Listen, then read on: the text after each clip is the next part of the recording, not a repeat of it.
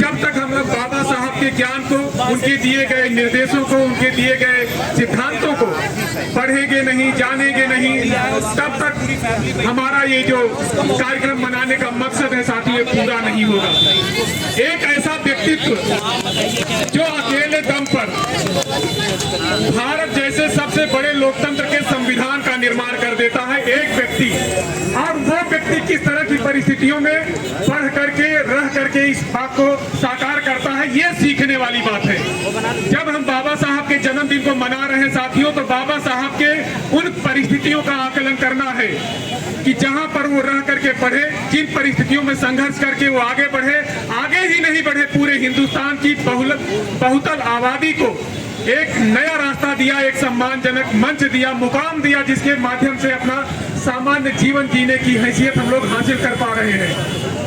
इसलिए हम आप लोगों से आग्रह करेंगे, ये कार्यक्रम शानदार है। नीरज जी और उनकी टीम, जो हमारी जन्म शताब्दी मनाने वाली टीम है रायबरेली की, ये लगातार हर वर्ष इसका आयोजन करते हैं।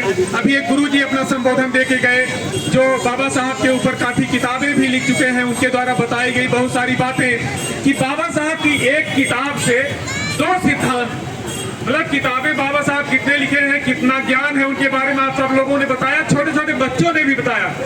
एक छोटा सा बच्चा बता के गया कि बाबा साहब 32 भाषाओं के ज्ञाता थे, 32 डिग्रियां उनके पास थी, 9 भाषाओं के ज्ञाता थे, ये बच्चा बता के गया है। ये शायद बड़े पढ़े लिखे लोग, डिग्री हासिल करने वाले लोगों को नहीं पता रहा होगा। यदि एक व्यक्ति अध्ययन करके, एक व्यक्ति संघर्ष करके मानव से महामानव बन सकता है, तो उसके द्वारा दिए गए तमाम अधिकारों का उपयोग करके हम लोग ऐसी स्थितियों को क्यों नहीं हासिल कर पा रहे हैं, ये चिंतन का विषय है कि बाबा साहब जिन परिस्थितियों में रह करके अपने को तो स्थापित किया ही, और 80% आबादी के जीवन स्तर को सुधारने का प्रयास किया। आज बाबा साहब ने हम सबको ऐसा स्थान दिया, ऐसा अस्त्र दिया, ऐसी व्यवस्था दिया कि हम लोग पढ़ करके आगे बढ़ सकते हैं, अपने समाज के लोगों को आगे बढ़ा सकते हैं।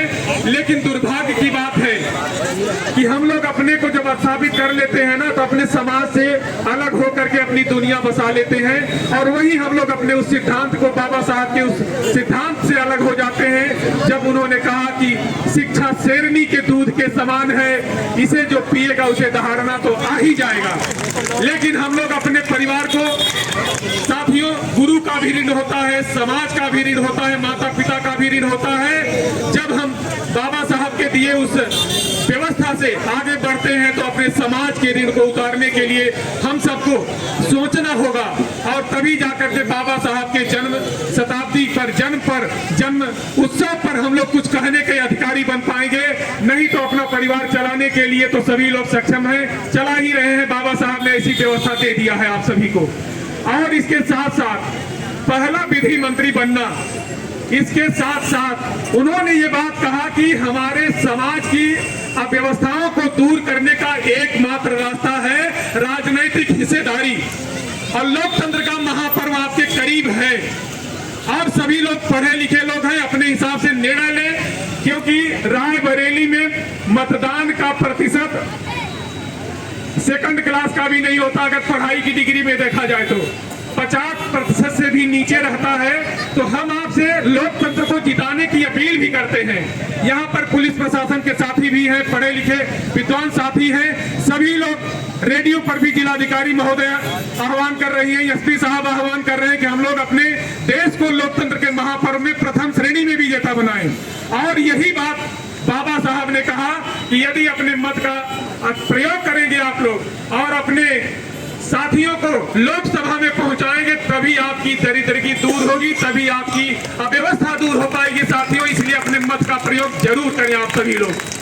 ये सारी बातें आपको यहाँ मन से बताई जा रही है, लेकिन बाबा साहब की आत्मा भी आप देख रही होगी कि नीरज जी सुबह से अपने इस कार्यक्रम को अपने टीम के साथ मिल करके सजा रहे हैं, संवार रहे हैं। बहुत सारे साथियों ने यहाँ पर भोजन की दिव्य व्यवस्था की है। अपने व्यवस्था से बहुत सारे लोगों के सहयोग से ये कार्यक्रम चलता रहा है। पुलिस प्रशासन के साथी बिना कुर्सी पर बैठे इस व्यवस्था को सुचारू ढंग से आगे बढ़ाने के लिए अपना योगदान दे रहे हैं। तब बाबा साहब की आत्मा भी नीरज जी और उनकी टीम को तो धन्यवाद जरूर दे रहे होंगे कि यही कारवां आप बढ़ा ले जाओ तो दुनिया में अपने हिंदुस्तान का इंकलाब तो हो ही जाएगा। इसलिए अंत में हम केवल इतना ही कहेंगे, आज अंबेडकर साहब की आत्मा देख रही होगी कि टीम यहाँ पर बढ़िया से अपना काम कर रही है, समाज को जगाने का काम कर रही है।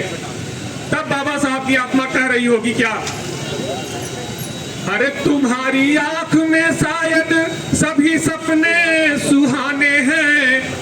आज हम लोग बहुत शानदार तरीके से यहाँ बैठे हैं, कोई अधिकारी है, कोई नेतृत्व कर रहा है, हमारे यहाँ पर अध्यक्ष जी भी बैठे हुए हैं नगर पालिका के, सभी लोग अपने अपने पदों पर पहुंच गए हैं। लेकिन बाबा साहब की आत्मा के मन में ये बात गूंज रही होगी कि मैं क्लास के बाहर बैठ करके अगर पढ़ाई करके देश का संविधान लिख दिया, इतनी बड़ी आबादी के लिए एक उत्थान की मार्ग प्रशस्त कर दिया, तो आज इतने लोग पढ़ करके ऐसा कारनामा क्यों नहीं कर पा रहे हैं। ये चिंतन का विषय है और आज के इस जन्मोत्सव पर यही संकल्प लेना है सभी को कि हम सब लोग पढ़ करके अपने समाज को, अपने आस पड़ोस के लोगों को पढ़ने के लिए प्रेरित करें और उन्हें आगे बढ़ने का रास्ता दें। तब बाबा साहब की आत्मा की आवाज, अरे तुम्हारी आंख में शायद सभी सपने सुहाने हैं, हमारी याद में अब तक वही गुजरे जमाने हैं। वो गुजरा जमाना कौन सा है?